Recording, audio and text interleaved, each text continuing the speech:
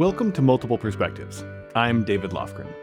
In the complexity of our financial world, professionals from all industries are looking beyond traditional career paths to embrace entrepreneurial thinking and diversify their wealth creation strategies.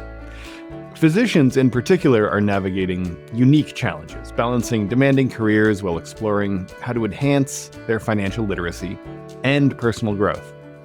Joining me today is Dr. Bradley Block, an otolaryngologist, creator and host of Physician's Guide to Doctoring podcast, and CEO of the Doctor Podcast Network. Brad has a deep passion for empowering physicians and has built a platform that blends personal finance, entrepreneurship, and professional development. Through his work, Dr. Block shares valuable insights from industry leaders, helping his audience uncover ways to thrive both in and beyond their medical practices. Today, we'll dive into lessons Bradley has learned from his podcast guests, the entrepreneurial skills physicians can adopt to enhance their financial strategies, and how professionals from any field can step into an area outside of their expertise with confidence. Brad, welcome to Multiple Perspectives. Thanks so much for having me. I've been looking forward to this. You know, you are someone who wears many hats. You're a physician first, an otolaryngologist. That's a great word for me to warm up my voice. You got the pronunciation correct on the first try. Yes, you got it. Well, I hate to say that's not my first try. I was practicing before we got on the call. You're also a podcast host, yes, which explains why you look and sound great in that setting that is behind you there. You're also a CEO and an advocate for professional development for physicians. I'm wondering if, to set the stage for this conversation, if you can just sort of tell me how these different roles have shaped your understanding of sort of the intersection between medicine and business and, for our purposes, personal finance. Well, let me just introduce myself in a little more detail, like how I got to where I am so where I am. So yes, I'm a podcaster. And the reason I started podcasting, it was to scratch my own itch, right? I was looking for a personal and professional development podcast that was specific to physicians, and it wasn't out there at the time. Now I've got a whole bunch of competitors, right? There's a lot of us to choose from. But when I started in 2018, there wasn't much out there, right? It's incredible how in 6-7 years, how much things have changed in this landscape. And so I created the show that I wanted to hear, which is one, to help me interact better with my patients. But then once I started asking those questions, I realized how many more questions I had. And having a podcast gives me access to all these experts. I could just call someone up like you and be like, David, I've got all these questions about alternative investments. Would you like to come on my show and talk about it? And you'd be like, great, Brad, when do you want to do it? So it's so like any questions I have. And of course, I had those questions about my own personal finances because I didn't know much about it, right? We don't get any formal education in this stuff. It never happens. And so we have to educate ourselves. And how does our generation, so I'm Gen X, like millennial, how do we get educated now? Podcasts, right? That's how we get more informed. And there's a lot of good information out there. So that's kind of how it started with my podcast, The Physician's Guide to Doctoring, because I cover really everything that a physician might want to know that's kind of physician adjacent, like how to be a good partner to your spouse, how to be a good parent, how to be a business partner, how to be a good boss, how to be, right? And so one of those things is managing money. And there's two different aspects of it, right? There's the personal finance aspect of it, but then there's also looking behind the curtain of what happens in medicine, like the business of medicine. And so we cover both of those. And so that's kind of how I ended up becoming more knowledgeable in these spaces and therefore more interested, right? Because when it's this mysterious black box, like full of these opaque terms, it's overwhelming. But the minute you start taking an interest, the minute it becomes more interesting, becomes more accessible, you kind of, it all kind of snowballs from there. So I think that kind of answers your question in like how did I went off the rails a little bit. I apologize. Does that answer your question? No, you're fine. That makes for a better podcast. Yeah, I think the thing that I'm most curious about is just sort of like, you have all of these different roles, podcast host among them, but you're also a practicing physician, and you also are running this company, creating all kinds of content for physicians. And I'm just wondering, uh, you know, how you marry all of those things together into one cohesive life, into one approach to existence, rather than feeling scattered, feeling like you're sort of you're pulling in too many directions. Um, that happens all the time. So it's you do feel like I don't think there's any like Zen way for me to answer this question, because I don't lead a Zen life. I'd like to, but I haven't quite figured that out yet. I am constantly being pulled in other directions, and every so often I have to just sit down and axe a ton of stuff off my plate and kind of reset and recenter. And this is something that I talk to my wife about all the time is you constantly need to reassess what's important, because it's constantly changing, right? Like when my kids, like before my kids were born, I had lots of extra time on my hands, so I was able to prioritize like stuff that was for me. And then once they were born, everything changed. Now they're getting a little older, and so they're more self-sufficient. But I don't have them for much longer. Meaning, like they're going to soon lose interest in hanging out with me, and so that becomes the crux of what's important to me. Everything else kind of pales in comparison to that. But I also need to pay the bills. But it can't just be my main job and hanging out with the kids, because me, like so many other physicians, we just can't sit still, right?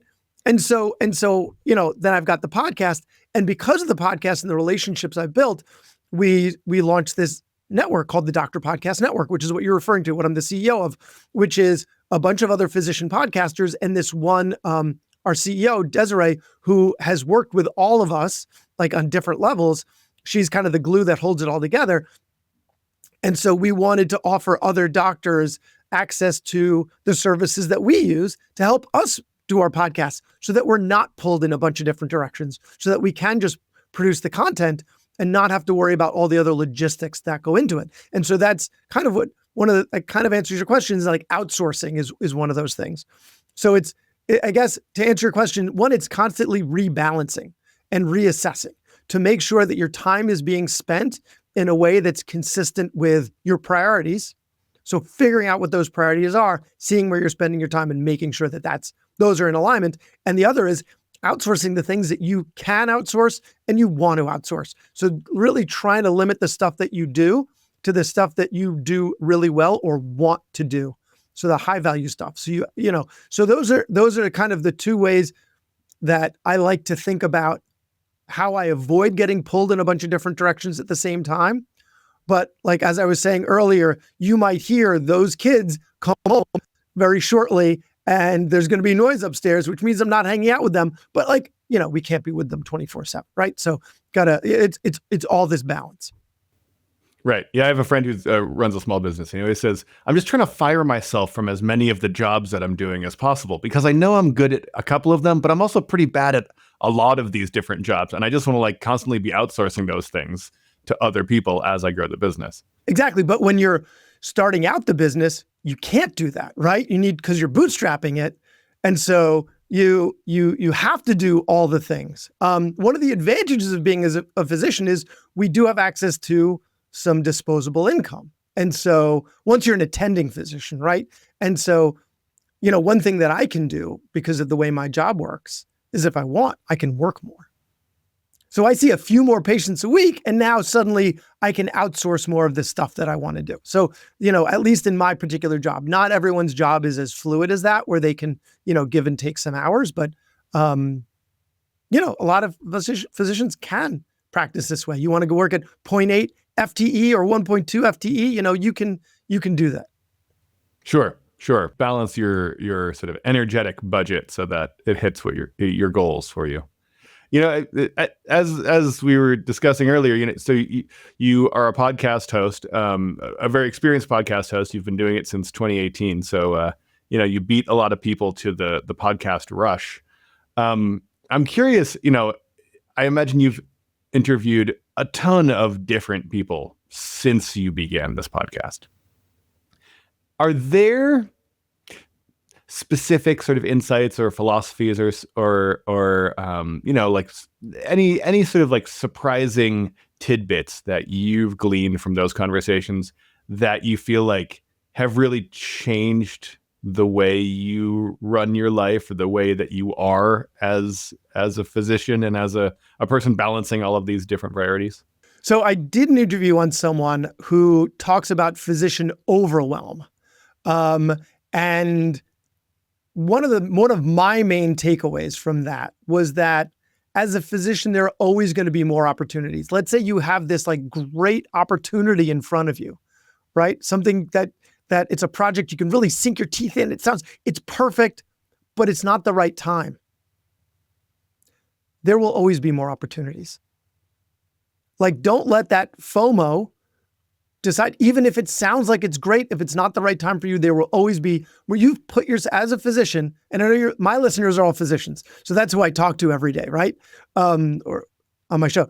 So I know that's not who I'm talking to right now, but like as physicians, often we've put ourselves in positions where those opportunities, there will always be more opportunities. So even if it's a great opportunity, if it's at the wrong time, it's not the right opportunity. So always make sure that it's the right opportunity, also at the right point in your life. Otherwise, don't do it. So, because we get these chances, like we get these offers. Oh, would you like to be on this panel? Would you like to do this research? Would you like to work with this person? Oh, this person would like to hire you as a consultant. Like these opportunities come up and, you might go, that sounds awesome. It's a once in a lifetime opportunity. And the likelihood of that's pretty low just because these types of opportunities keep coming. So that's something that really resonated with me because I've always felt like, strike while the iron is hot. Well, the iron is going to be hot for a very long time. And so you don't necessarily need to do that. Sure. And I imagine physicians and specifically, surgeons, you're talking about a group of people that are sort of self-selecting for being high achieving, being, feeling like, okay, I'm going to take advantage of the moment when it's here and I'm going to like excel in this capacity, kind of whatever it's thrown at you, right? I mean, you've got a whole school career that's building you towards that kind of mindset, right? Exactly. And especially at the beginning of our schooling, you have to take advantage of every opportunity in order to then get into the best college, to get into the best medical school, to get into the best residency program, to get into the best fellowship. And so we're trained to always take advantage of every opportunity.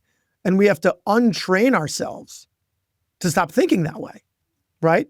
To start thinking that there will be other opportunities, there will be other chances, and I don't have to say yes to everything. So the first step is to just get used to saying no when we've been groomed to say yes. And then, her advice was she took it a step further, not just say no, but even if it's something that seems like a really great opportunity, that you'd be like, oh yes. So the saying is either say hell yes or no. So she took it a step further, and even some of those hell yeses should actually be no's, because otherwise you're going to steep. And that's what you were getting at before, right? About me being pulled in so many directions as, a parent, a partner, a podcast host, the CEO of the network, a full-time practicing physician. My responsibilities within the practice, not just seeing patients full-time, like getting pulled in all these directions. You have to be able to say, no, a lot more, because otherwise you just end up, and this has happened to me so many times where I just have too much stuff on my plate and it's overwhelming and I get stressed out and I become an unpleasant person to be around, if you can imagine that. Yeah, it strikes me that this sort of life as a physician is, as many of these moments of like essentially being trained to behave in a certain way, like at the beginning of your schooling career. Take all of the opportunities that you can, right? And then you have to undergo this personally driven mindset shift of like, I'm no longer going to be that person. Yeah. I'm going to shift how I budget my time. And I think it's similar, we talk a lot about personal finance on this podcast. And one of the topics that comes up over and over again, especially when we speak with physicians, because you're in that rare situation where you're in school for what seems like forever, and then residency, that you've sort of been trained into this version of essentially being impoverished both in time and in relative financial well-being or even resource availability. And then all of that changes on a dime, right? And you have to shift your mindset. You have to find some way of creating within yourself the drive to go, okay, I'm a different person now. I'm going to approach this differently. Can you talk about what you've learned in your experience or through conversations with your guests about how how mindset can be shifted like that, how you can sort of find the resources within yourself or outside of yourself to really create fundamental change in the way that you're behaving in your life? So I might not be able to, conjure up the specific interview, but one of the great things about being a podcast host, and I'm sure you're finding this too, is I approach every interview as like a personal coaching session. Like this person is coaching me on something very specific. Like I've got questions for them. I want to pick their brain. I want to learn from them so that I can leave a little better than I entered it. And so that's what ends up happening. So I can't cite a specific person where this came from. But how do we make that shift from resident to attending, from trainee to, independent practitioner? How do we do this? So in some ways, when you're a resident, you're bursting. You just can't wait to break free of these shackles and start practicing on your own. But then for that first year or two, or even three, like there's a huge learning curve because now suddenly there's no safety net, right? You've got no one looking over your shoulders. So there's a big mental shift that happens there where you're like, oh, looking over your shoulder, like, oh, this is just me. Now, oftentimes you've got partners. So I think one of the things that helped me is you have to be okay with having mentors. You should be seeking out mentors. You should be having people that you can confide in to look for advice, both personally, professionally, like not just where your career is going, but I saw this patient with X, Y, and Z. Thankfully, my best friend from medical school is also a practicing ENT, and we went to different training programs. So we had different experiences. So we were able to call each other up and be like, hey, what do you think about this? What do you think about that? And then we're also working in different offices where we have different seasoned attendings that we were able to bounce stuff off of as well. So, we had no lack of access, but, mentorship is certainly important in terms of the knowledge base of being a practicing physician. But then there's also the mentality. Another thing that you have to grapple with as a physician is, every couple of years you had some other like landmark life event, right? Like you finished high school, you finished college, you finished medical school, you finished residency, and maybe you did a fellowship. And now I looked at like my 2 exam rooms and I was like, so this is where I'm going to be practicing for the next 40 years? Like, this is it. Like there was like no other next thing. And this is partially where the podcast came in.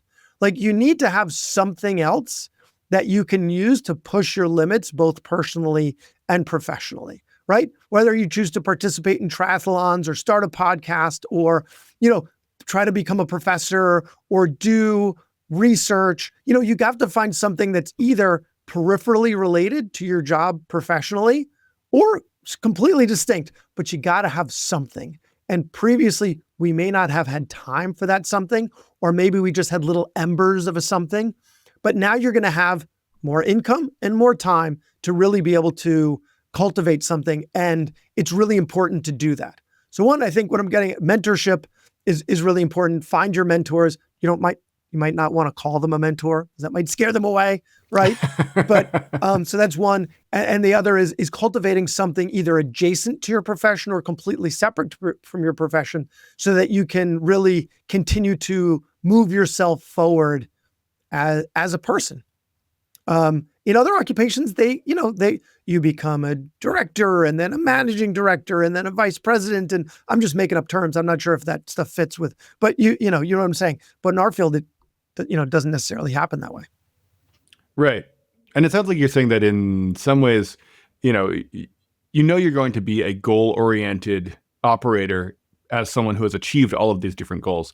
In some ways, it's about taking a step back and going, well, what's the next goal? How do I create a new goal for myself? Exactly. In the absence of, goals that are I guess, institutionally set in front of you, right? Right, because when you decide to become a physician, one of the great things about it is there's a clear path, right? You didn't have that. You're like, what am I going to do out of college? And you like got a job, and like that was the path. Like there was no, when do I look Yeah. for a promotion? When do I make a lateral move? Like it's so vague, and to someone like me, terrifying to not, I just had to pay my ticket and get on a train, and the train took me somewhere. But then I got to the destination, and there's this, that the logical fallacy of the arrival fallacy, right? When I get there, everything will be okay. And the fact of the matter is, no, it won't. It won't. There's always going to be something else, right? And you need to, as you really eloquently put, right? We have this very clear, structured path when we decide to go into medicine that other people don't have. And so when that path ends and dumps you off at your career, you have to create something else, because I think medicine selects for those type of people who are just not okay with seeing patients all day and every day for the next 30 years. And that's it. There's got to be something else to do. Sure. Okay, so let's say we do that, right? Okay, you search for the next goal. You try and figure out what this shift is going to look like for you, and you decide, you know what?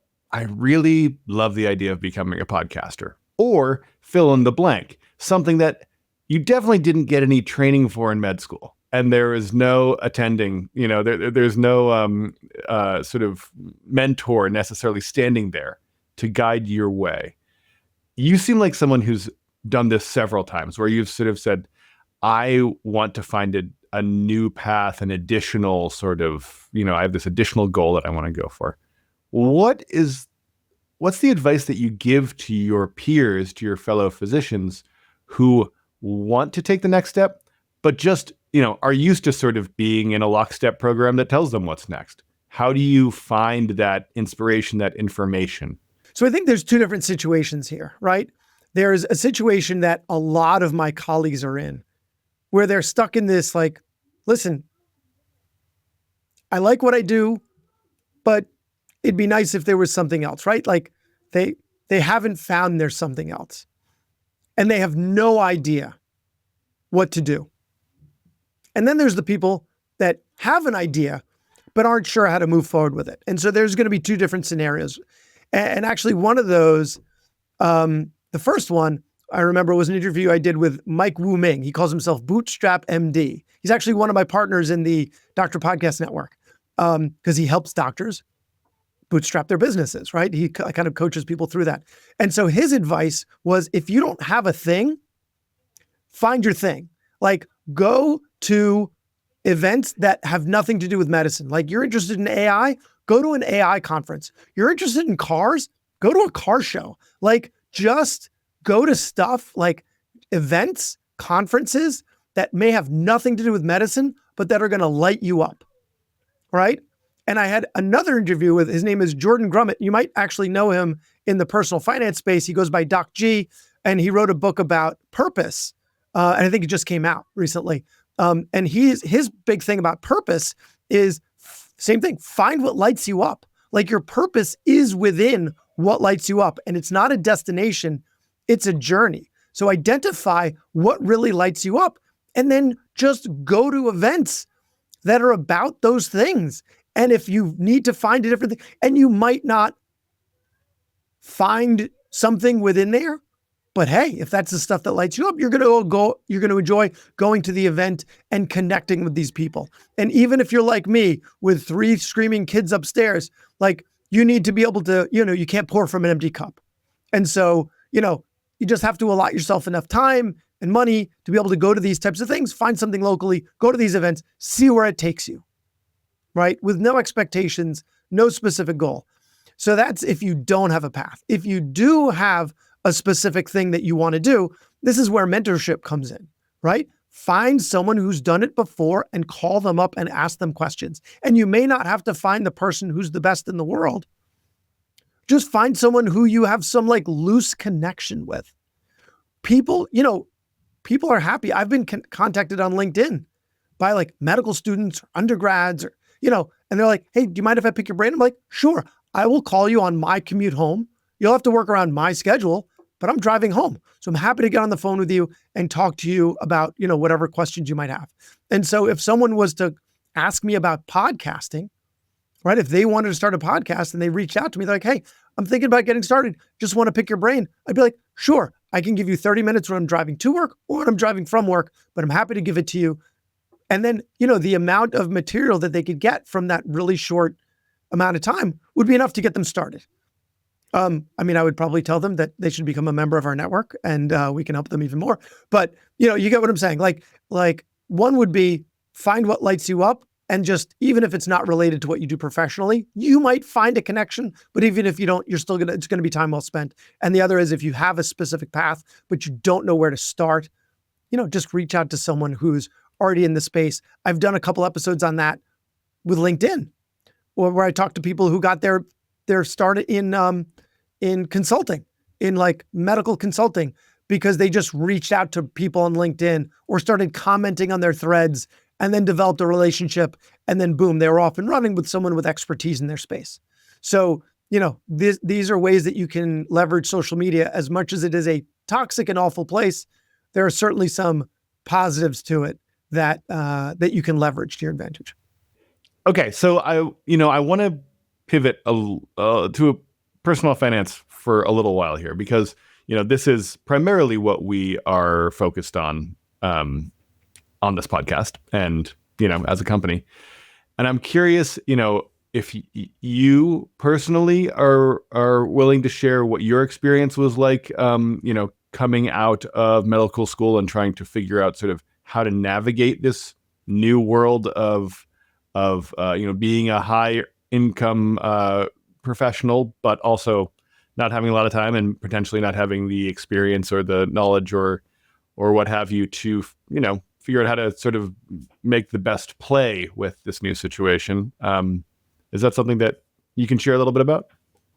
Absolutely. So yeah, when I finished residency, I spoke to two of my friends who were orthopedic surgeons who gave me terrible advice, which was to get the attending car. So, which didn't work well for me because the attending car was a coupe, like a sports car. And since I surfed, you couldn't really strap a surfboard to the top of it very well. So that was terrible, terrible advice. Classic. I ended up spending more money. And, cars are not my thing. They don't make me happy. So I spent money on stuff that didn't make me happy. So that was a mistake. I did buy 2 surfboards, which certainly did make me very happy and gave me opportunities to surf. So that was great. But that was, a big mistake was like asking people who don't have expertise. And, there's, the reputation of orthopedic surgeons is, fast cars and nice watches. So turning to a not such a good resource. So my practice is on Long Island, my office is on Long Island, but I was single at the time. And as one of my friends like to say, the suburbs is where youth goes to die. So I lived in Manhattan because I was still single. Right. And so paying Manhattan rent, paying for a parking space, paying to commute through the tunnel, like this was super expensive. But being single, I had no one to spend money on but myself. So that was okay. So I was able to do stupid things and still weather the storm. So that was okay. But it would have been a great opportunity to like learn and save and start building wealth earlier than I did. So I did a couple of stupid things. And made some mistakes, but then learn from them, right? And so that's where podcasts come in, where I started to learn about personal finance. And in fact, it was a few years later, because that's when I got married. On my honeymoon, I read I Will Teach You to Be Rich. I think that's the name of the book. And it was just an intro to personal finance, right? It was just, I think he regretted naming the book that. I can't remember I think it was Ramit Sethi is his name. And so that was like the start of my journey. It was an intro, it was like, personal finance 101. The thing is, as my family has grown, so have my expenses. So my ability to make those stupid mistakes and recover from them has dramatically diminished. And so, the teaching for physicians especially is those first couple of years, live like a resident. That's the teaching. It's really hard to do because lifestyle creep is going to hit you pretty quickly.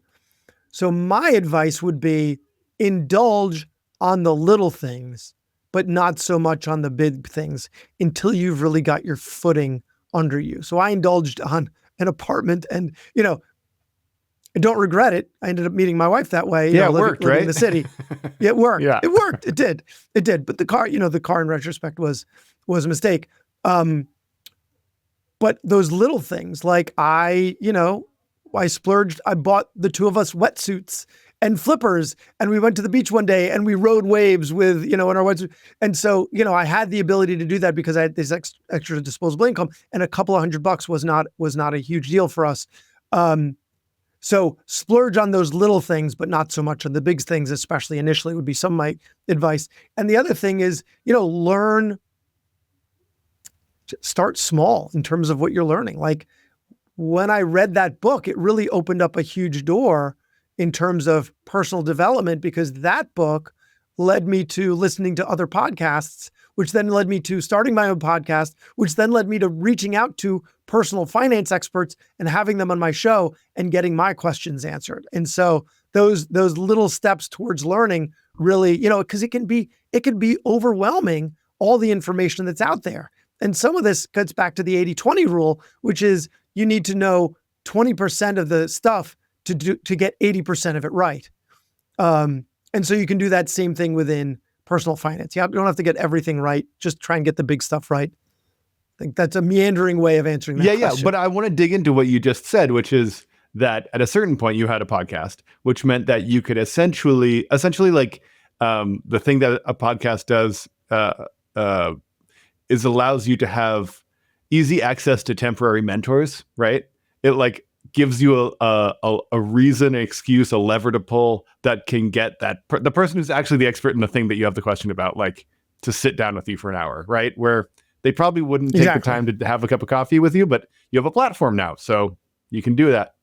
What were the questions that you wanted to get answered initially? Like, who were the people that you pulled in to say, okay, finance, what do I do? I've made some good decisions. I've made some bad decisions. Like, what were those sort of initial things that you wanted to try and figure out or unpack? So one of the questions was just around investing, right? Like, where do I put my money? What are the buckets? And, I had she's a new attending, and she had asked me the question, I have no idea where to even begin. And so where do I begin? And the advice that I gave her was, you have to look at your debts, right? Do you have any high interest earning debts? You got to pay those down first. Like, getting this big stuff right is actually not that hard, but for some people it's overwhelming. So getting those big questions answered was really important early on. And then we kind of got a little more into the weeds. So like, pay down the high interest debt first. If you've got student loans that are accruing a lot of interest, pay those down, or figure out a way to either refinance them or repay. That's a very individual thing, because you might be able to work in such a way that you get your loans forgiven, but that's, figure out your loan situation in a way that's specific to you. But then if you've got credit card debt, pay the heck of that down first. Well, then what about investment? What about saving for my kids for college? And the answer is, like, yes, investing is important, and the market earns a certain amount per year, but the market carries risk. Paying down debt doesn't carry risk. You're going to get your return on investment guaranteed. So, now we were able to refinance our mortgage when the interest rates went really low. So we're going to hang on to that money for a really long time. And so, I had a neighbor ask me about that, because he's like, but wouldn't you want to just have that mental burden lifted of not having to, like, if you got into a bunch of money? And the answer is, yes, there's some people who would just want to have that mental burden lifted, but it's going to cost you money. And so if your interest rates are really low, just don't sweat it. Like, I could see your argument. So low interest payments, sit on those. High interest stuff, pay those. And then, you got to figure out what you want to spend versus invest. And I think for someone who's just out of residency, figure out how much you're spending and try and contain that.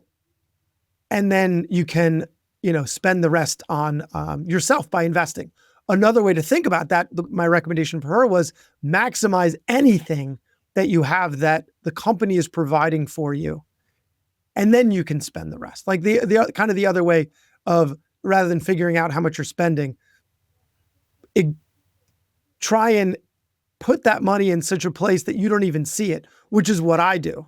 Like, we have some tax advantaged investments. And so that money never even hits my account.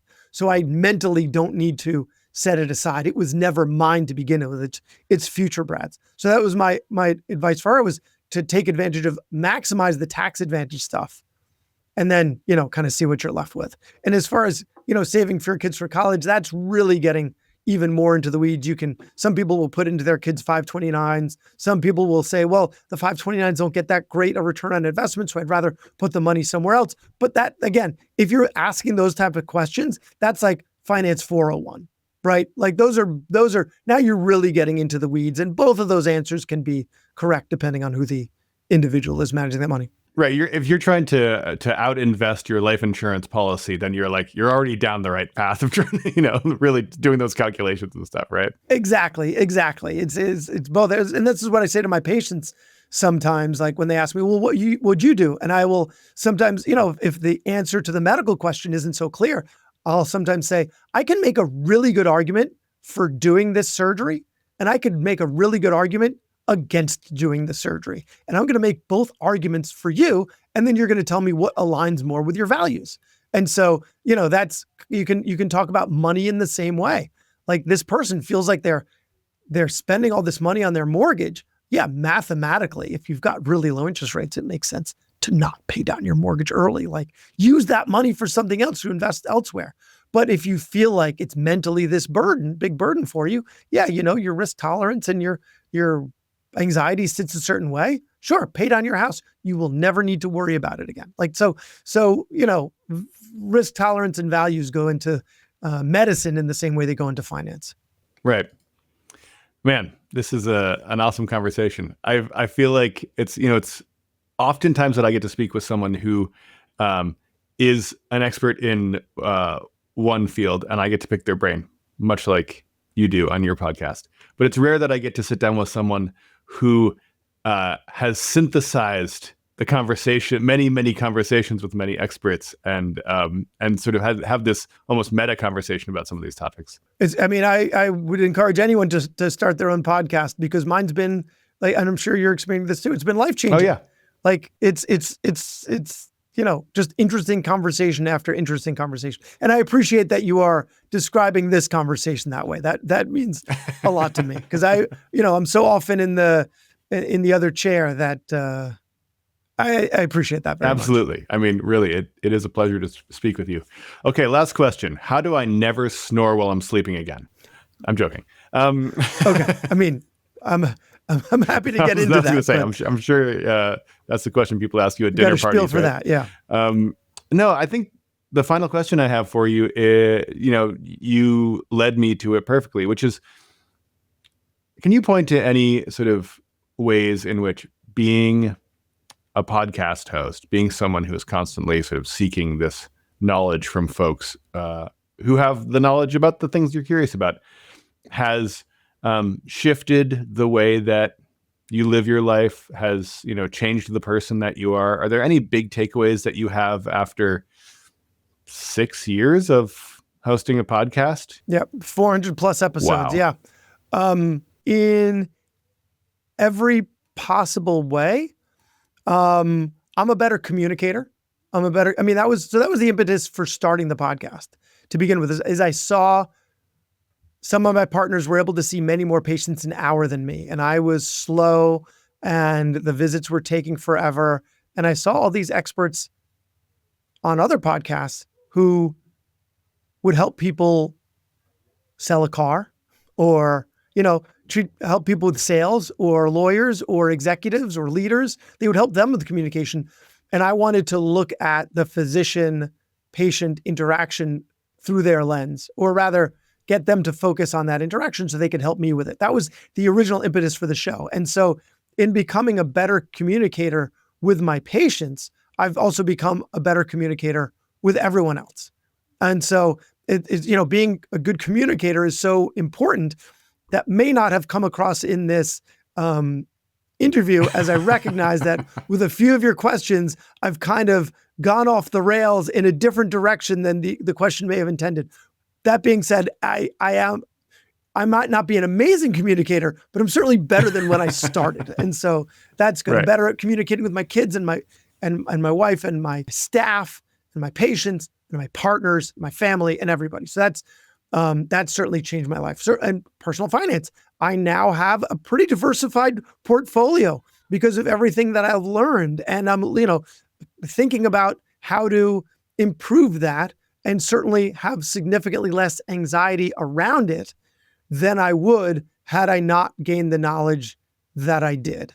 So better communicator, better with my finances, and then just more self-actualized, like realizing the questions that I should be asking, like the bigger questions about life and purpose and how do we make the most out of the time that we have here and be the best version of ourselves? Because that's kind of the thesis of the podcast, is helping physicians be the best versions of themselves in and out of the exam room. And so, we try to get at that from every possible angle. And in doing so, help me to be the best version of myself from those angles as well. So I'm a better husband. We had a couple episodes on parenting.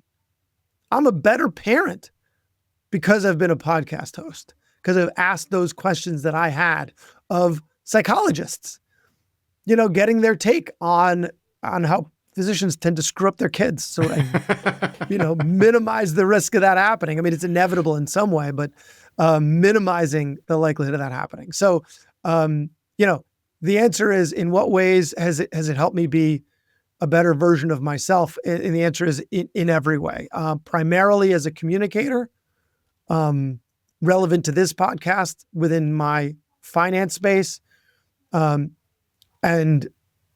in so many other ways as well. You heard it here first. If you want to self-actualize, all you have to do is start a podcast. That's it. And if you're a physician, we can help you do it. Awesome. Bradley, thank you so much for taking the time to speak with me today. And David, it's been a great opportunity and a pleasure to speak to you.